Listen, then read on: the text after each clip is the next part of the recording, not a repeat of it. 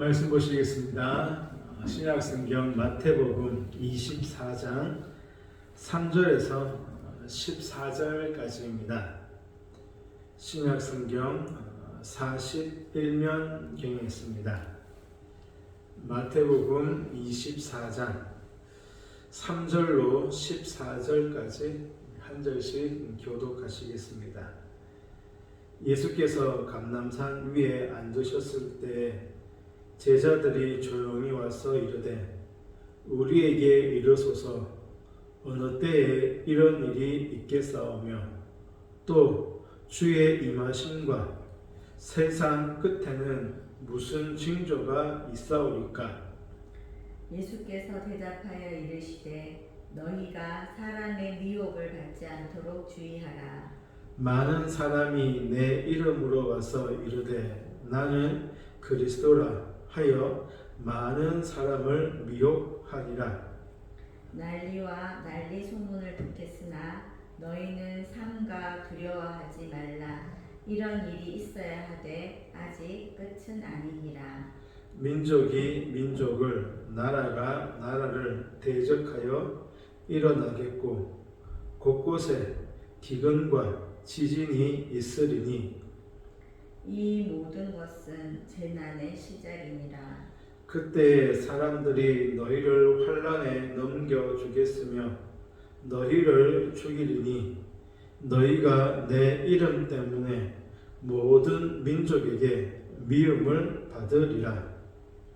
그때 많은 사람이 실족하게 되어 서로 잡아주고 서로 미워하겠으며 거짓 선지자가 많이 일어나 많은 사람을 미혹하겠으며 불법이 성함으로 많은 사람의 사랑이 식어지리라. 그러나 끝까지 견디는 자는 구원을 얻으리라. 이 천국 복음이 모든 민족에게 전언되기 위하여 온 세상에 전파되리니 그제야 끝이 오리라. 아멘. 오늘은 마태복음 24장입니다. 마지막 때에 일어날 징조라는 제목으로 말씀을 나누고자 합니다. 읽지 않았지만 1절과 2절에서 예수님과 제자들이 대화를 하는데요. 먼저 마태복음 23장 38절에 보면 예수님께서 예루살렘이 황폐해지고 버려질 것을 예언하시면서 23장을 마치고 있습니다. 그리고 24장을 시작하는데 제자들이 성전 건물의 아름다움, 즉 예루살렘 성전의 아름다움을 예수님께 보이고자 한 것이 1절과 2절 말씀입니다. 그런데 예수님은 2절에서 돌 하나도 돌 위에 남지 않고 다 무너질 것이다. 성전이 완전히 파괴될 것이다 라고 하셨습니다. 예루살렘 성전이 파괴된다는 이 말씀에 제자들은 분명 큰 충격을 받았을 것입니다. 왜냐하면 예루살렘 성전이 그 당시에 굉장히 아름다운 건축물로 이름나 있었고 무엇보다도 유대인들에게 성전은 온 세상의 중심이었습니다. 성전이 무너질 것이라고 단 한 번도 생각도 상상도 하지 않았습니다. 그러기에 성전이 완전히 파괴될 것이다, 무너질 것이다라는 예수님의 말씀에 제자들은 상당히 큰 충격을 받았을 것입니다. 그래서 본문 3절을 시작하면서 예수님께서 감람산 위에 앉으셨을 때에 어느 때에 이런 일이 일어나는지 세상 끝날 징조가 무엇인지를 제자들이 물었습니다.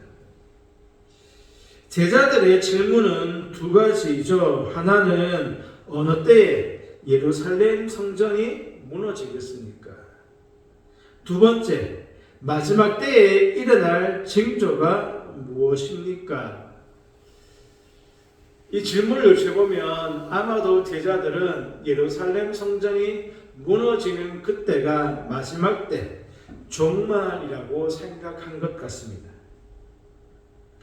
제자들의 이 질문에 대한 예수님의 대답이 4절부터 시작되어지는데요. 25장까지 이어집니다. 24장에서는 주로 종말의 현상, 징조에 관해서 말씀하고 있고 25장에는 우리가 잘 아는 세 가지 비유가 있죠. 열처녀 비유, 달란트 비유, 양과 염소의 비유. 이것을 통해서 재림에 관해서 말씀하고 있습니다. 오늘 나눌 첫 번째 말씀은 예루살렘 성전의 파괴입니다. 예루살렘 성전의 파괴. 돌 하나도 돌 위에 남지 않고 다 무너진다. 완전히 파괴될 것이다. 예수님의 이 예언대로 AD 70년에 로마에 의해서 성전이 완전히 파괴되어집니다. 예루살렘에 입성하신 예수님이 가장 먼저 하신 사건이 무엇이었습니까? 성전을 정결하게 하셨죠. 성전을 청결하게 하셨습니다. 이것은 단지 성전을 정결하게 하신 것일 뿐만 아니라 성전의 종말을 알리는 신호이기도 합니다. 예수님께서 그 기능을 상실한 채 버림받을 성전의 운명을 미리 예고하신 것이다. 그런데 제자들은 오늘 본문에 보면 성전의 화려하고 웅장한 외형에 여전히 주목하고 있고 예수님께 그것을 보이고자 했습니다. 예수님은 성전의 외형보다 성전 안을 주목하십니다. 보기에 화려하고 웅장한 성전이지만 그 성전은 회칠한 무덤같이 화려한 성전이 강도의 소굴이 된 것을 이미 알고 계셨습니다. 무덤을 아무리 화려하게 장식한들 무덤은 무덤일 뿐이죠. 그래서 2절에서 성전의 완전한 파괴를 말씀하신 것입니다. 성도 여러분, 성경은 단 한 번도 외적인 규모, 외적인 모습이 하나님의 심판 기준임을 말씀한 적이 없습니다. 성경은 단 한 번도 눈에 보이는 것으로 그것이 심판의 기준이다라고 말씀하신 적이 단 한 번도 없습니다. 오히려 부패한 내면과 양심을 숨길 수 있는 외적인 성공, 외식적인 신앙생활의 위험성을 경계하고 경고하고 있습니다. 하나님은 중심을 보시고 열매를 보십니다. 교회가 어디에 마음을 두고 어디를 향하고 있으며 지금 무엇을 하고 있는지 이것이 교회의 교회됨을 결정합니다. 세상은 우리 교회를 알지 못해도 주님만은 기억하는 땅끝별 교회가 되어야 할 것입니다. 그러기에 외적인 것이 아니라 중심을 보시는 하나님 앞에 우리의 아름답고 경건한 우리의 중심을 보여드릴 수 있는 저와 여러분 우리 교회가 되어지기를 간절히 소망합니다. 두 번째로 36절 보시면요. 그러나 그날과 그때는 아무도 모르나니 하늘의 천사들도 아들도 모르고 오직 아버지만 아신다라고 말씀합니다. 마지막 때 그날이 언제인지는 천사도 아들도 모르고 누구만 오직 아버지 하나님만 아신다. 제자들이 때와 징조를 물었습니다. 예수님 그 때가 언제입니까? 라고 물었을 때 예수님의 대답은 천사도 아들인 나도 모른다. 오직 아버지 하나님만 아신다. 그런데 우리는 이것이 제일 궁금하죠. 분명 예수님 자신도 모르고 오직 아버지만 아신다라고 분명하게 말씀하셨음에도 불구하고 어떻게 해서든지 마지막 그때를 알고 싶어 합니다. 그래서 여러 많은 이단들이 등장하였죠. 많은 사람들이 그 거짓에 속았습니다. 성도 여러분, 우리가 정말 궁금해야 할 것은 종말의 때, 그날, 그때가 아니라 그날을 맞이할 만큼 우리가 깨어있는가, 준비되어 있는가 하는 것입니다. 밤 하늘만 보아도 내일 날씨를 짐작할 수 있는데 땅만 보고 사는 인생에게 하늘의 징조는 아무 의미가 없습니다.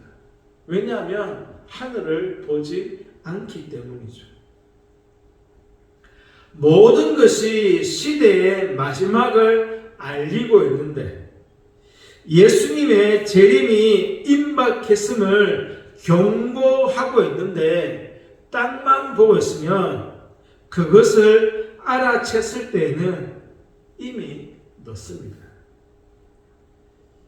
그러기에 우리들은 무화과 나무를 통해서 배워야 합니다.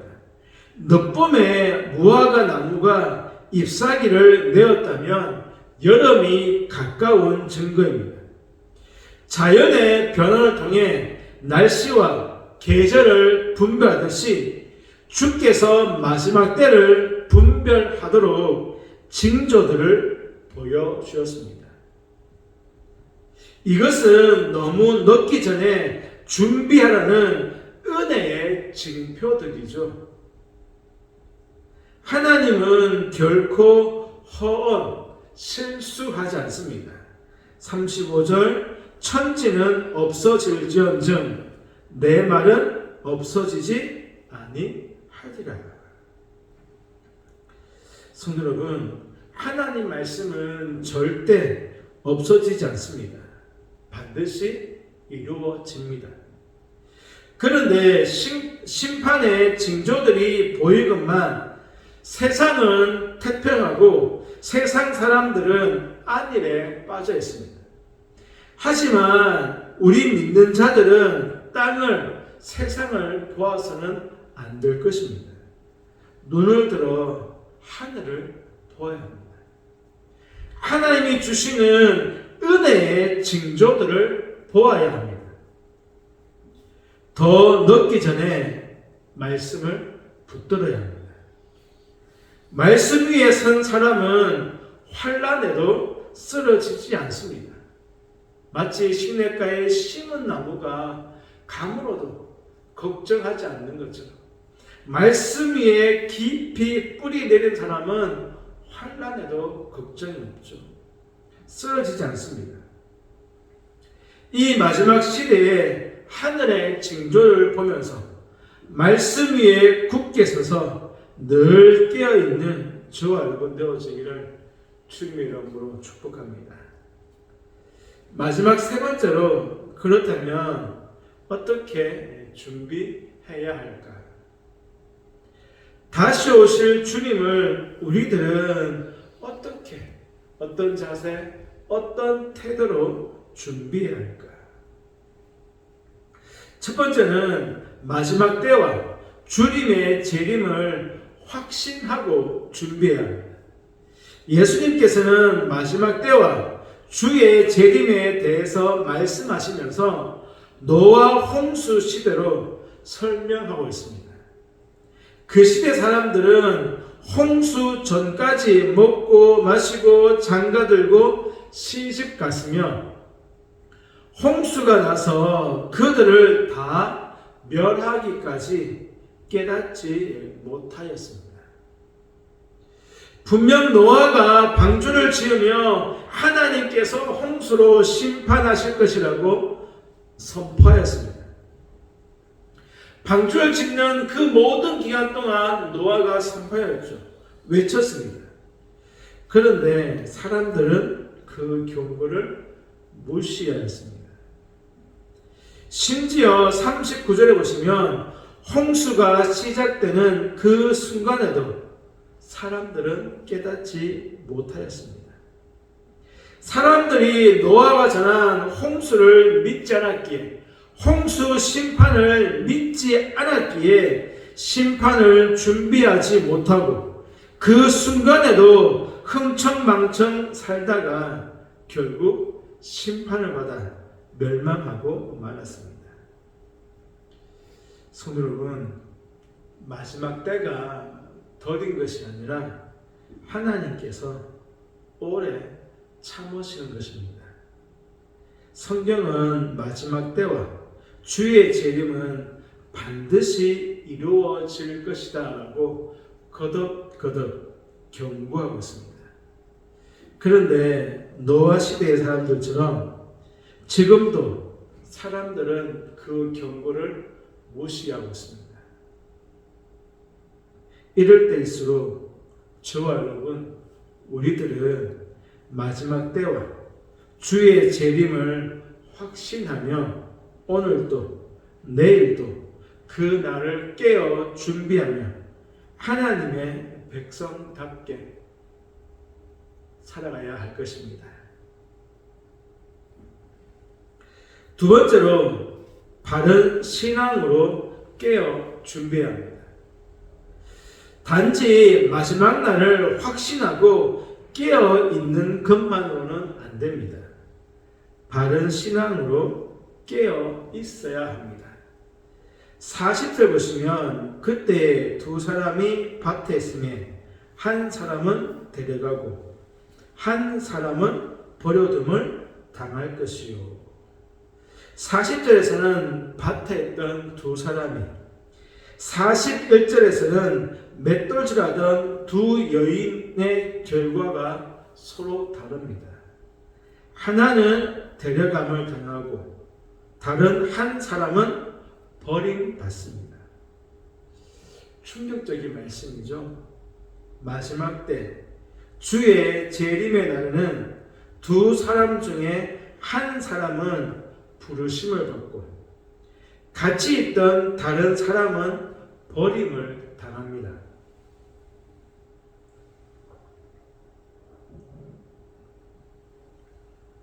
가족이나 형제 중에서도 같은 교회 성도들 가운데에서도 하나님의 나팔이 울려질 때 주께서 부르시는 자가 있고 버림받는 자가 있을 수 있다는 것입니다. 참 무섭고 두려운 말씀입니다. 마지막 때에 주의 재림날에 두 사람 중에 한 사람은 부르심을 받고 같이 있던 다른 사람은 버림을 받았다. 성도 여러분, 바르게 깨어서 마지막 그때 주님의 재림을 준비해야 할 줄로 믿습니다. 43절 보시면 도둑이 언제 올지 알면 깨어 준비하고 있을 것이다. 하지만 도둑이 언제 올지 알지 못한다.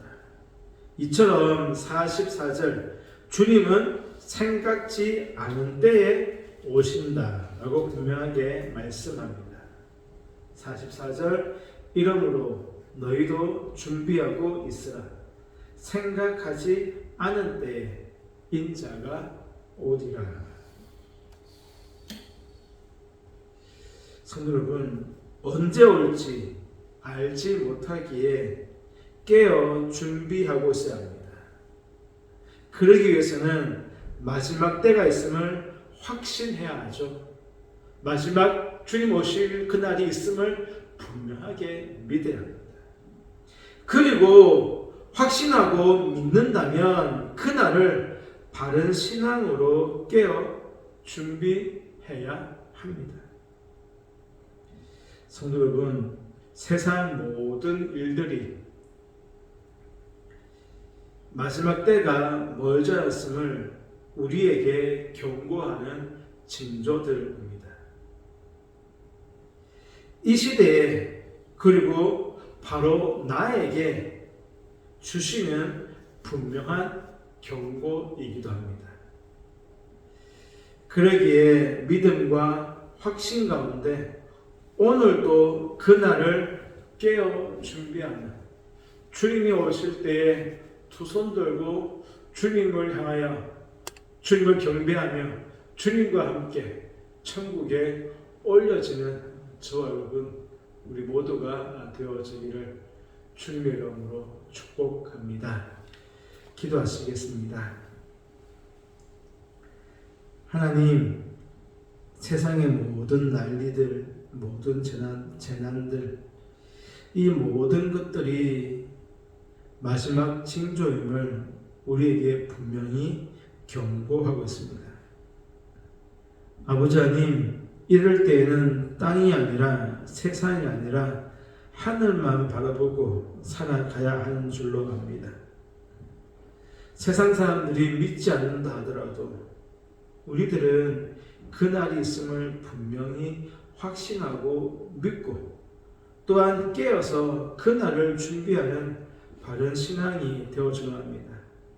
아버지 하나님, 우리 가운데 주신 이 경고의 말씀들을 기억하며 항상 깨어있기를 힘쓰며 말씀 위에 굳게 서서 복음에 합당한 삶을 살아가기에 부족함이 없도록 우리들을 붙들어 주옵소서. 연약하고 부족하여서 넘어지기 쉽습니다. 뒤돌아보고 땅을 볼 때가 많습니다. 우리들을 깨워주시고 흔들어주시고 아버지 하나님, 하늘을 바라보며 그날을 준비할 수 있는 귀한 은혜 내리워 주옵소서. 성도들은 모든 가정들 위해 함께 해주시고 직장 사업장 위에 함께 하시사 힘들고 어려운 시기들을 보내고 있사오니 주께서 공급자가 되어주시고 주께서 치료자가 되어 주옵소서. 우리 땅끝불 교회 아버지 하나님, 주님 보시기에 정직하고 바른 교회로 세워지기 바랍니다. 외적인 모습이 아니라 중심을 보시는 주님 앞에 우리 진실한 중심을 보여드릴 수 있는 귀한 교회 되도록 주께서 붙잡아 주시고 주의 성령으로 항상 함께하여 주옵소서. 예수님의 이름으로 기도하옵나이다. 아멘.